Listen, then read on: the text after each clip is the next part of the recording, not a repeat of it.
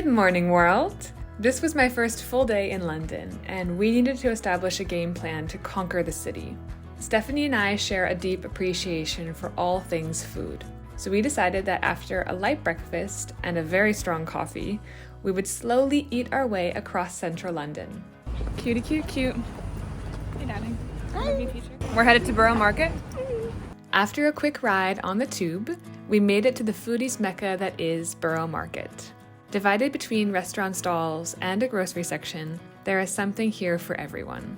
The amount of people and number of culinary choices was slightly overwhelming though. So I was extra glad to have Steph, my London local, to guide me through it all. It's a wonderful thing to explore new places, but doing it in the company of a close friend elevates the experience all the more. On this day, we had a little surf and turf sampling, followed by dessert. We started our degustation with a cheesy Reuben, my all-time favorite sandwich. This one swapped the traditional Russian dressing for spicy mustard, but I didn't fault them for it. It was still the kitty's titties. Reubens rarely disappoint. We continued with an English classic, fish and chips, which was good, but not my favorite. And to round things out, we had a little dessert platter. It was here that Steph introduced me to the Bakewell tart, an almond and jam pie that rocked my world. And I didn't think I could love her anymore. Thank you for bringing this tart into my life, darling. As I mentioned earlier, Steph is one of my biggest foodie friends, and I love her for it. She used to live in Brussels, and we would regularly make dinner together during the week. We spent many late nights cooking together, drinking wine, and swapping stories. Our friendship has grown to become one that I value deeply. And a day spent with someone I love, indulging every craving I have, and touring a beautiful old city is a mighty fine day in my book. What about you? I'd be curious to know in the comments below what an ideal day would look like for you. Let me know.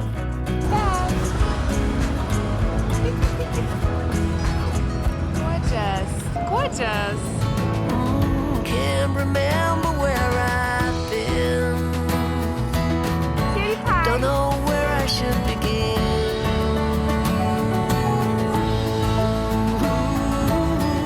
I don't know where I should begin. I don't know where I should begin.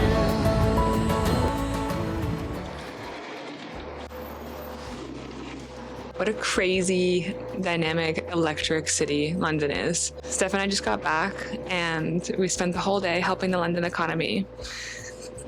Tasting yummy foods, going in and out of central parts of the city and just exploring. I was playing tourist, she lives here, but it's a great city and we really lucked out today with the weather. It's so gorgeous. We had fabulous food at Borough Market. We chose the worst time to go, midday on a Saturday.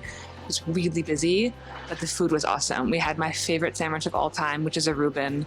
Amazing. Amazing.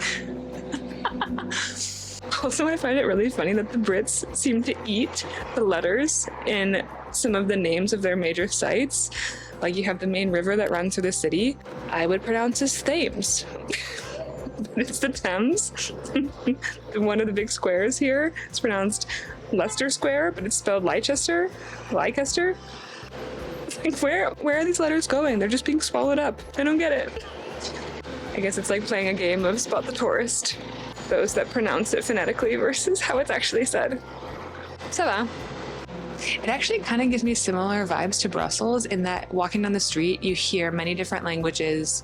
You see people from all over. I mean, it's 10 times the size of Brussels. I think it's 11 point something million. There's a lot going on. Obviously, it's one of the oldest cities in the world. There's culture, there's food, there's music, there's art, people from every single corner of the world. And I can imagine the draw living here. It is funny being back in an English-speaking country because I haven't lived in the US in 9 years. And so being back in a place that feels very much like where I grew up, where everyone speaks English and a lot of the cultures are very similar relative to what I have in Brussels. People are very friendly here. Like people talk to you on the street, smile and strike up a conversation out of nowhere, which I'm not used to after 5 years in Brussels. I think it's a little bit different. In Belgium, it's lovely. Honestly, it's lovely. I'm just not used to it. I'm having a great time.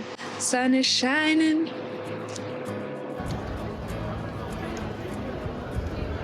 Now, Before I play the next few clips, I think a bit of context might be helpful. As I mentioned earlier, it actually kind of gives me similar vibes to Brussels. I mean, it's 10 times the size of Brussels. I think it's 11 point something million. It's a lot. It's slightly overwhelming. It's a bona fide, sprawling metropolis. I don't think I fully appreciated this fact until Steph and I went out on a Saturday night. So for tonight, we're gonna cook a simple dinner and maybe go out on the town, see what the city has to offer on a Saturday night, which I'm assuming is quite a lot. We left the bar around 1:30, said goodbye to our friends, and started to trek home. When we checked the map, we learned it would take us 2 hours by public transport. 2 hours! Which brings us back here. Please enjoy the wee hour shenanigans that ensued on our way home.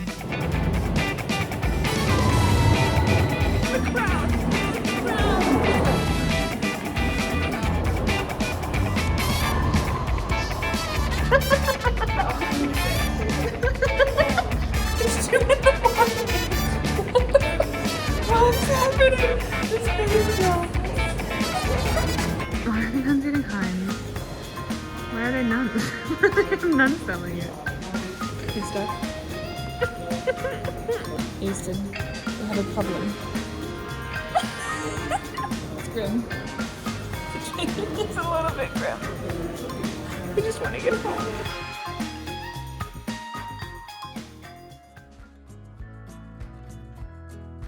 I'm currently en route to the airport, actually heading home after a wonderful time here with Steph. We had so much fun, ate so much good food, met some of her friends and colleagues here, and it was just a really energizing trip. Thank you all so much for watching. If you go to London, please check out the description box below for a few good places you can try to eat. The train approaching platform B is the service to Paddington. Down.